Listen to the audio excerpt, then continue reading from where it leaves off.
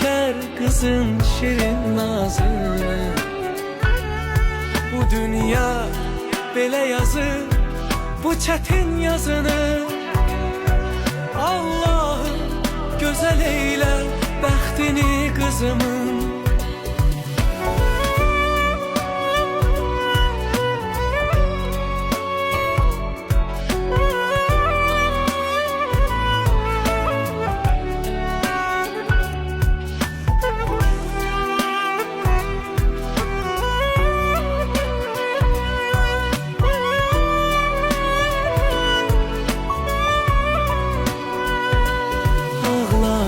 Güzelim ay gözümün karası, gül ki gözlerin cenneti